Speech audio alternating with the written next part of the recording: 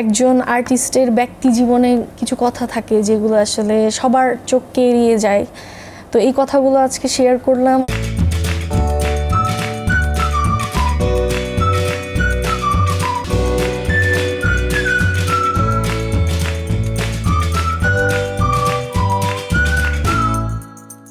শুধু দর্শক, city bank নিবেদিত RTVর অক্ষরের গল্প আয়োজনে আপনাদের সকলকে স্বাগত জানাই। আমাদের অক্ষর, আমাদের বর্ণমালা, আমাদের সুর, আমাদের গান সব রক্তে ধোয়া, আগুনের ভেতর থেকে উত্থিত। আমাদের সংগ্রামের যত প্রার্থনা, আমাদের সংগ্রামের যত আয়োজন আর তার যত প্রতিফলন ও প্রতিবাদ, তা অধিকাংশই গানে প্রতিফলিত হয়েছে। আমাদের স্বাধীনতা সংগ্রাম, 52-এর ভাষা আন্দোলন, 69-এর গণঅভ্যুত্থান, 90-এর স্বৈরাচার বিরোধী আন্দোলন এবং একদম শেষে এসে আমরা দাঁড়িয়েছি জুলাই আন্দোলনে, জুলাই গণঅভ্যুত্থানে। প্রতিটা ক্ষেত্রে গান, কবিতা আমাদেরকে সম্মোহিত করেছে, আমাদের সামনে যেতে উদ্বুদ্ধ করেছে। সেই গান যারা হৃদয়ে ধারণ করেন, সেই গানকে যারা ভালোবাসেন, সেরকমই একজন শিল্পী আজকে আমাদের স্টুডিওতে আছেন। তিনি আসিয়া ইসলাম দোলা, দোলা নামেও পরিচিত। মডার্ন ফোক গানেও একেবারে খুব ভালো করেছে এই সময়, একদম তরুণদের মধ্যে তার নাম সবাই জানি আমরা, এবং ওর গান শুনে আমরা মোহিত। ওর অনেক গল্প আছে জীবনের। প্রথম গল্প মনে হয় বাবাকে নিয়ে। তোমার বাবার গানটা শুনবো, তারপরে গল্পে যাব। আচ্ছা। তুমি ছিলে, তুমি নাই, তুমি আছো, তুমি কোথায়? ছিল তোমার মায়া, ছিল মাথার উপরে ছায়া। তুমি ছিলে, তুমি নাই, তুমি আছো, তুমি কোথায়? ছিল তোমার মায়া, ছিল মাথার উপরে ছায়া। হারিয়ে গেলে দূর অজানা, খুঁজি প্রতিনিয়ত। যাওনি বলে তাও বাড়ায় এই বুকের ক্ষত। বাবা আমি বেঁচে আছি আজও, বেঁচে থেকে যেন মৃত। বাবা আমি বেঁচে আছি আজও,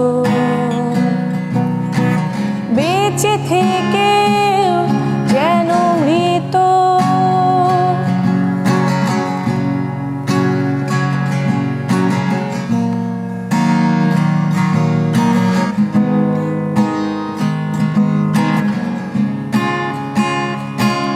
তোমার আদরে শাসনে হয়েছি বড়,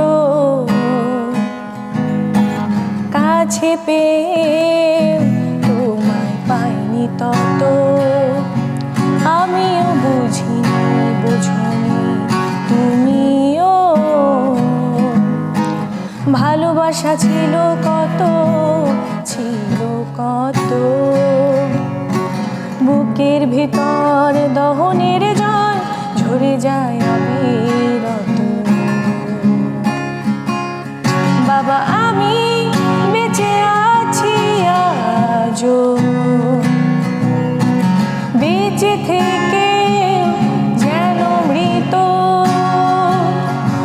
বাবা আমি বেঁচে আছি আজও, বেঁচে থেকে যেন মৃত।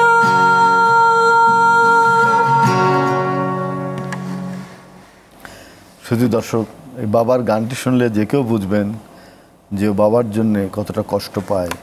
এখন ওর বুকের মধ্যে সে ক্ষত, বেঁচে থেকেও সে মৃতের মতো তার মনে হয় নিজেকে। এই গানটি শুনলে যে কোনো বাবার, যে কোনো সাধারণ মানুষের চোখ ভিজে উঠবে। আমি জানি এই গানটি যখনই তুমি করো তখনই তোমার কষ্ট, আমার গলা কেঁপে ওঠে আর আমি খুব নার্ভাস হয়ে যাই আসলে। বাবাই তো তোমাকে গান এনেছিল যতদূর আমি জানি। তো বাবা যখন চলে গেল সেই সময়টা তোমার জন্য একটু কষ্টের, একটা অভিমানের জায়গা কি ছিল বলো না, একটু শুনি। আমার আব্বুর সাথে আমার একটা মন খারাপ ছিল, মনোমালিন্য। তো অভিমান থেকেই আসলে আব্বু মরে যাওয়ার 4 থেকে 5 দিন আগে আমি কথা বন্ধ করে দিই, কথা বলা। কি বলে আসলে কথা শুরু করব তার সাথে, আবার ফোন দিয়ে বা আবার একটু ভাব জমিয়ে যে কথা বলবো, আসলে ইতস্ত বোধ করছিলাম। তো তারপর আসলে এভাবে বলা হয়ে ওঠে নাই 4-5 দিন কথা। তোমার আব্বা তারপর তো অনেকদিন অসুস্থ ছিলেন। হ্যাঁ, আমার আব্বু 11 বছর বিছানায় পড়েছিলেন, অসুস্থ ছিলেন। আব্বু মরে যাওয়ার আগের দিন আমি ফরিদপুরে একটা কনসার্টে গিয়েছিলাম, স্টেডিয়ামে। সেখানে হঠাৎ করে আমার দাদি আমাকে ফোন দিয়ে বলেন, তোর আব্বার যেন কি হয়েছে রে, খুব অসুস্থ, হঠাৎ করে এত জ্বর, কথাবার্তাও এলোমেলো হয়ে যাচ্ছে, একটু কথা বলিস, আর রাগ হয়ে থাকিস না। তো আমি ওই দিন কনসার্টে অনেক মানুষজন, অনেক শব্দ, অনেক সাউন্ড, তো একই তো অভিমান করে রাগ হয়ে ফোন দিচ্ছি না। তার উপরে আবার ভাবলাম যে বাসায় ফিরতে ফিরতে অনেক দেরি হবে, তাকে আর বিরক্ত না করি। রাতে বাসায় ফিরে আমি ঘুমিয়েছি। তো আব্বু তো রাত, যে কোনো রোগ আমরা জানি যে রাত হলেই কিন্তু বেশি হয়, বাড়ে খুব বেশি বাড়ে। তো তার যখন বেশি অসুস্থতা আর রাতে ছিল, তখন আমার হাজব্যান্ডকে ফোন দিয়েছিল, কিন্তু আমার হাজব্যান্ডের ফোনটা সাইলেন্ট ছিল, আমরা প্রোগ্রাম করে এসে ঘুমাচ্ছিলাম। আর আমাকে তো রাগ হয়েই দেয়নি ফোন, কারণ আমি এবার ভাইব্রেট করে রাখি ফোন। ওকে ফোন দিয়েছে ভোরের দিকে, ও ঘুমাচ্ছে, ও ধরেনি, আর আমি তো ঘুমাচ্ছি যে সকালে ঘুম থেকে উঠে কথা বলবো। তো আমাকে যখন সকালবেলা হঠাৎ করে ফোন আসে 8:30টার দিকে, তখন আমি ভাবলাম যে এরকম সময় বাসা থেকে তাও ফোন। তো আমি ফোনটা জাস্ট ধরে আমার দাদির দাদি ওই পাশ থেকে, ফোনের ওই পাশ থেকে অনেক কান্নাকাটি করছিলেন। তখন আমি বুঝে যাই যে আব্বু আর নাই। তো তারপর আসলে তড়িঘড়ি করে শাওয়ার নিয়ে প্লেনে করে চলে যাই রংপুরে, আমার হোম ডিস্ট্রিক্ট। তো বাসায় যাওয়ার পর আমার আব্বুর লাশের গাড়ি আমি আমাদের বাসার সামনে দেখতে পাই। নিজের ভিতর থেকে একটা খারাপ লাগা কাজ করছিল যে রাগ হয়ে যে জোরে কথা বলেছি বা ব্যবহার খারাপ করেছি, সরি বলার সুযোগটা আসলে হয়নি। তো তারপর তো চলে যাওয়ার পরে এখন বুঝতে পারি যে বাবা আসলে একটা এমন শক্তি ছেলে মেয়েদের জন্য। ঝগড়া করতাম, তো সেই ঝগড়া করার মানুষটাও এখন নাই। আব্বু মরে যাওয়ার পরে আমি অনেক কান্নাকাটি করতাম। তো এক পর্যায়ে আমার হাজব্যান্ড বললেন যে তুমি নামাজে বসে কাঁদো। তখন আমি নামাজে বসে নামাজ পড়ে অনেকক্ষণ, যতক্ষণ ইচ্ছা করতো চিৎকার করে করে কাঁদতাম। আর আমার তখন মনে হতো যে আমি যেহেতু আমার বাবার সাথে বেয়াদবি করেছিলাম, রাগ হয়েছিলাম, তাকে সরি বলতে পারি নাই। তো আমি এমন একটা গান গাইতে চাই যে যারা, যে সন্তানরা বেঁচে আছে, তারা যেন তাদের বাবা মার সাথে অভিমান করুক, কিন্তু যেন লং টাইমের জন্য যেন কথা বলা না বন্ধ করে দেয়। কারণ বাবা মা তো সন্তানকে জন্ম দেয়, তো সন্তানদের এটা বোঝা উচিত যে আসলে বাবা মার কাছ থেকে ওই যে বেয়াদবিটা যদি ঠিক না করা যায়, সরিটা না বলা যায়, এবং সেই বাবা মা যদি পৃথিবী থেকে চলে যায় বিদায় নিয়ে, তখন আসলে এটা সন্তানের জন্য কতটা কষ্টের, বেদনার, এবং সেটা দীর্ঘ সময় ধরে বুকে যন্ত্রণা তৈরি করে। তোমার মা নিশ্চয়ই বেঁচে আছে? হ্যাঁ, আমার মা বেঁচে আছেন। আমার একটা ছোট বোন আছে, ও বুদ্ধি প্রতিবন্ধী, অসুস্থ। জন্মগত কিনা সেটা বলতে পারবো না, তবে ছোটবেলায় 3 মাস বয়সে কাজের মেয়ে ফেলে দিয়েছিল কোল থেকে, মাথায় ব্রেনে আঘাত পেয়েছে। এটা চিকিৎসা আমার বোনের সাথে, হ্যাঁ, এটা চিকিৎসা করা হয়েছে, কিন্তু আসলে কাজ হয়নি। বাবা মরে যাওয়ার পরে যে একটা কষ্ট লাগা শুরু হলো, তখন একটা গান করার চিন্তা ভাবনা মাথায় আসলো। তখন আমি একদিন এরকম নামাজ পড়ে উঠে কাঁদছি, গলার স্বর খুব ভারী হয়েছে। আমাদের একজন জার্নালিস্ট ভাইয়া আছেন, তারেক আনন্দ ভাইয়া, উনি একটা কাজে আমাকে ফোন দিয়েছিলেন। তখন উনি দেখলেন যে আমার গলার স্বর ভারী, তো বললেন তোমার কি মন খারাপ, কি হয়েছে? আমি বললাম এরকম এরকম ভাইয়া, আব্বুর জন্য খুব কষ্ট লাগে, তাই কাঁদি আর কি নামাজে বসে। তো বললাম ভাইয়া আপনি কি একটু লিখতে পারবেন আমার জন্য, আব্বুরকে নিয়ে একটা গান করতে চাই। যে তখন বললো তুমি তোমার বাবার সম্পর্কে কিছু বলো, তোমাদের রিলেশনটা কেমন ছিল। তখন আমি তাকে বললাম, বলার একদিন পরেই উনি লিরিক্স পাঠিয়ে দিলেন। আমার ভালো লাগলো যে আমার জীবন থেকে নেয়া। তখন উনি সাজেস্ট করলেন যে তুমি কিশোর দাসের কাছে করো। তারপরে গানটা করলাম এবং আমি যেদিন ভয়েস দিয়েছি সেদিনও আমি কেঁদেছি এবং আমার গানটা 2 বছর ছিল আমার কাছে এবার মনে হয়েছে বাবা দিবসে যে গানটা এবার রিলিজ করি আমার ইউটিউব চ্যানেল থেকে, তখন আমি গানটার একটা মিউজিক ভিডিও করলাম, আমার প্রামাণ্য চিত্র একটু ওই স্টাইলে। তোমার এই পর্যন্ত কতগুলো মানে মৌলিক গান আছে? আমার 11-12টার মতো মৌলিক গান আছে। এই গানগুলোর মধ্যে সবচেয়ে বেশি জননন্দিত হয়েছে কোন গানটা? একটা গান হয়েছিল গত 2 বছর আগে, এটার মধ্যে একটু র্যাপ পার্টও ছিল। গানটার নাম শিরোনাম হচ্ছে তোতা পাখি। এই গানটা 1.2 মিলিয়ন প্লাস। শুনি। মনের তোতা পাখিটা থামতে বললে থামে না, বুকে প্রেমের আগুন জ্বলে তাকে ছাড়া নিভে না। মনের তোতা পাখিটা থামতে বললে থামে না, বুকে প্রেমের আগুন জ্বলে তাকে ছাড়া নিভে না। মাস ঘুরে বছর কাটে ঘুরে ঘুরে দিবানিশি, বন্ধু আমার আসবে কবে বাজাবে প্রেমের বাঁশি। বেপরোয়া মন বেপরোয়া বেপরোয়া, বড্ড বেপরোয়া মন বেপরোয়া বেপরোয়া, বেপরোয়া মন বেপরোয়া বেপরোয়া, বড্ড বেপরোয়া মন বেপরোয়া বেপরোয়া বেপরোয়া। দারুণ। একটা প্রশ্ন করি তোমাকে, যে তুমি মানে কখনো দেশের বাইরে গেছো কিনা? গান নিয়ে গেছো তো, এই গল্পটা শুনবো। প্রথম কবে দেশের বাইরে গেছো? প্রিয় দর্শক, আপনারা দেখছেন সিটি ব্যাংক নিবেদিত RTVর অক্ষরের গল্প। আমাদের সঙ্গে আছেন এই প্রজন্মের হার্টথ্রোব শিল্পী দোলা। শুনবো তার কাছে অনেক কথা, যাবো বিরতিতে, থাকবেন আমাদের সঙ্গে।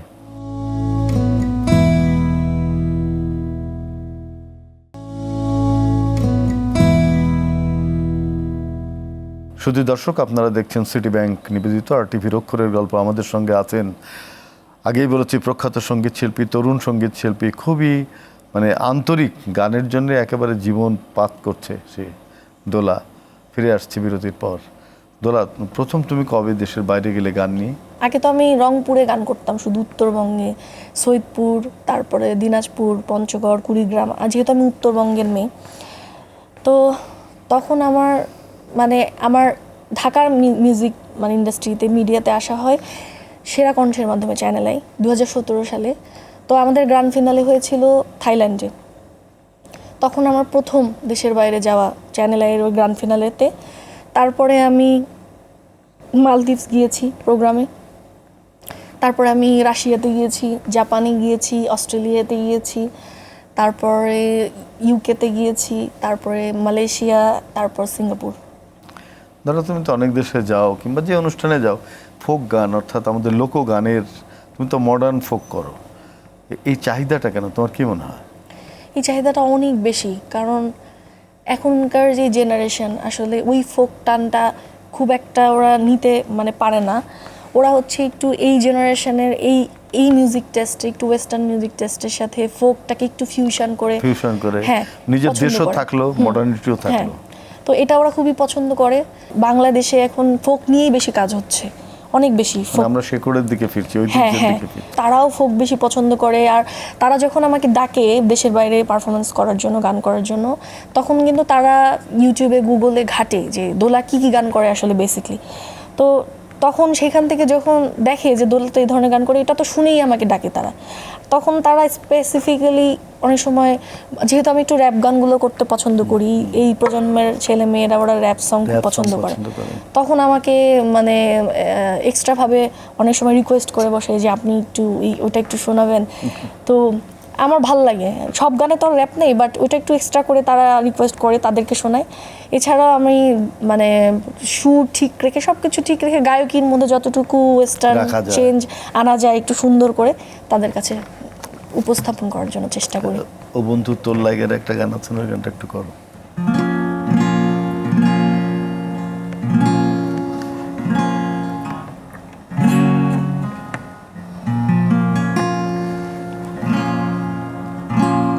অরণ্য জঙ্গলার মাঝে আমার এখান ঘর, অরণ্য জঙ্গলার মাঝে আমার এখান ঘর। ভাইও নাই, বান্ধব নাই মোর, ওরে ভাইও নাই বান্ধব নাই মোর কে লইবে খবর বন্ধু তোর লাইগারে বন্ধু তোর লাইগারে আমার তনু সরোজর মনে লয় সারি আর যাইতাম থুইয়া বাড়ি ঘর বন্ধু তোর লাইগারে বন্ধু তোর লাইগারে বন্ধু তোর লাইগারে আমার তনু সরোজর মনে লয় সারি আর যাইতাম থুইয়া বাড়ি ঘর বন্ধু তোর লাইগারে মনে লয় সারি আর যাইতাম থুইয়া বাড়ি ঘর বন্ধু তোর লাইগারে। তোমার গলার সুরটা খুবই মিষ্টি, Thank you. যথেষ্ট ভালো। তুমি গান করে তোমার মনে করো যে একজন দেশে একজন শিল্পী, তরুণ শিল্পী সেটাকে পেশা হিসাবে নিতে পারে, মানে শুধু গানকেই, অন্য কোনো চাকরি সে করবে না, তো গান গেয়েই সে জীবন ধারণ করবে, এরকম সম্ভব বাংলাদেশে? এটা বাংলাদেশে সম্ভব, কিন্তু এখন অনেকটা ডিপেন্ড করে যে সে আদৌ ভাইরাল হলো কিনা, তার চাহিদা কতটুকু। চ্যালেঞ্জিং হয়ে গেছে। চ্যালেঞ্জিং হয়ে গেছে, আগের মতো নয়, কারণ এখন আসলে ঘরে ঘরে শিল্পী, তো এখন সবাই গান করতে পারে। সো এটা গান করে দিয়ে দিচ্ছে ফেসবুকে, হ্যাঁ, ইউটিউবে দিয়ে দিচ্ছে। হ্যাঁ, আর এখন তো এআই তো আছেই, সো সবাই শিল্পী। সামনের পরিকল্পনা কি শিল্পী হিসাবে?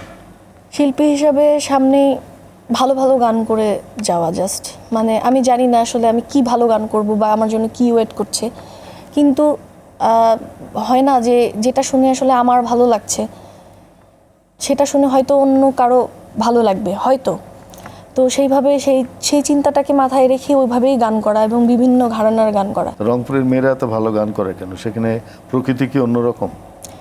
প্রকৃতি অনেক শান্ত, এটুকু বলতে পারি। ওই রাজনৈতিক যে মানে ডামাডোল, হ্যাঁ, সেরকম কোনো পরিবেশ ওখানে নাই, খুবই শান্ত। বিশেষ করে যে মানে যারা আসলে রংপুরে মানে জন্ম নেয়, রংপুরে থাকে, তারা আসলে রংপুর থেকে বাইরে কোথাও যেতে চায় না, কারণ এত শান্ত শিষ্ট একটা জায়গা। রংপুরের গান, জি। সেই গান কি তোমাকে আকৃষ্ট করে?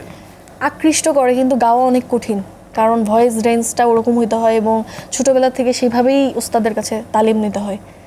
নিশ্চয় তোমাকে গাইতে হবে, তুমি তো রংপুরের মেয়ে, কোনো না কোনো সময় হ্যাঁ, তোমাকে অনেক গাইতে সময় হবে। মানে চেষ্টা শুনতে করো। চাইলে আমি একটু শুনিয়ে দিই। তোমার সবচেয়ে একটা মানে হৃদয় কাড়া গান যেটা পাঠক কিংবা দর্শক কিংবা শ্রোতারা অনেক বেশি পছন্দ করে, তুমি যখন করো গান, লাইভ গান যখন করো মঞ্চে, তখন দর্শকরা যে গানটা শুনে আপ্লুত হয়, তুমি তো বুঝতে পারো, ফিডব্যাক তো বোঝা যায়, সেই গানটা শুনতে শুনতে আমরা শেষ করি। খাজানা মে পাগল হইয়া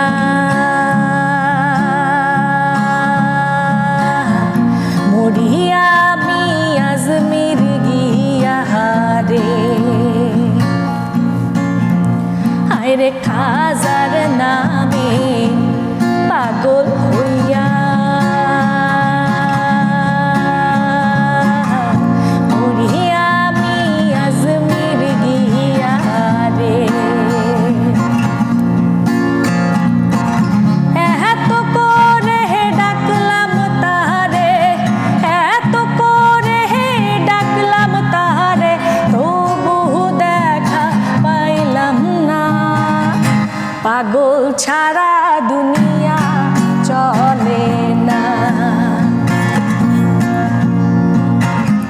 পাগল ছাড়া দুনিয়া চলে না,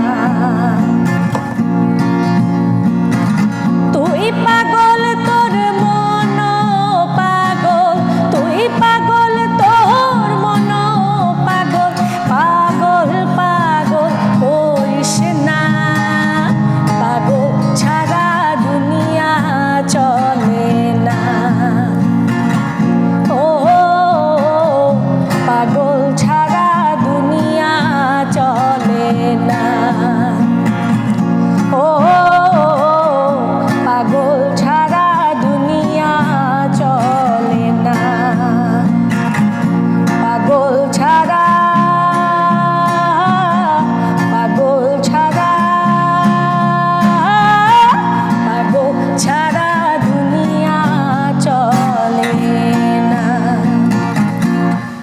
কথা তো খুবই সত্য। পাগল ছাড়া তো আসলে দুনিয়া চলেন, এক ধরনের পাগল হতে হয় গানের জন্য, যে কোনো সৃষ্টির জন্যই হতে হয়। যে কাজটাকে মানুষ ভালোবাসবে সেটার জন্য পাগল হতে হবে। পাগল না হলে আসলে কোনো কিছু সৃষ্টি হবে তুমি না, যদি বের কিছু হবে না। বলতে চাও দর্শকদের জন্য বলতে পারো। অক্ষরের গল্পে এসে আমার অনেক ভালো লাগছে। এত ভিন্ন ধর্মী একটা আয়োজন। সবসময় তো আসলে গান করাই হয়, গানের পিছনে যে এত গল্প আছে, এত কথা আছে। একজন আর্টিস্টের ব্যক্তি জীবনে কিছু কথা থাকে যেগুলো আসলে সবার চোখকে এড়িয়ে যায়। তো এই কথাগুলো আজকে শেয়ার করলাম। অসংখ্য ধন্যবাদ জানাতে চাই RTVকে এত সুন্দর একটি আয়োজনে আমাকে আমন্ত্রণ জানাবার জন্য। আর আপনি এত সুন্দর করে আমার কথা এত মনোযোগ দিয়ে শুনে আমার ভিতর থেকে যে কথাগুলো আপনি শুনলেন, এবং আপনার কাছ থেকেও আমি অনেক কিছু শুনলাম, জানলাম। খুব সুন্দর একটা সময় কাটালাম আপনার সাথে আজকে এই স্টুডিওতে। তো আমার পক্ষ থেকে অনেক অনেক ধন্যবাদ এবং আন্তরিক শুভেচ্ছা জানাচ্ছি। অনেক ধন্যবাদ দোলা তোমাকে। প্রিয় দর্শক, সিটি ব্যাংক নিবেদিত RTVর অক্ষরের গল্প এই আয়োজনে আমাদের সঙ্গে হার্টথ্রোব শিল্পী দোলা ছিল। প্রজন্মের সবাই তাকে খুব পছন্দ করে। অত্যন্ত সহজ সরল, গানকে ভালোবাসে এবং গানকে ভালোবেসে সে সারা জীবন গানের সঙ্গে থাকতে চায়। এটাই হচ্ছে একজন শিল্পীর কাজ। আমরা আগেই বলেছি আমাদের অক্ষরের গল্প এই শিল্পীকে, এই ধরনের মানুষকেই সবসময় খোঁজে। আমাদের অন্বেষণ হলো সেই সব মানুষ যারা দেশ মাটি, আমাদের দেশের নিজস্ব ঐতিহ্য এবং গানকে ভালোবাসে, কবিতাকে ভালোবাসে, সৃষ্টিকে ভালোবাসে তাদেরকে। প্রিয় দর্শক, দোলার মতো আরও অনেক শিল্পী আমাদের এই বাংলায় আছে, বাংলাদেশে আছে। তাদেরকে নিয়ে আমরা এই আয়োজনটা সবসময় আপনাদের সঙ্গে থাকবো, এই প্রত্যাশা করি। আপনারা ভালো থাকবেন, আমাদের অক্ষরের গল্পের সঙ্গে থাকবেন।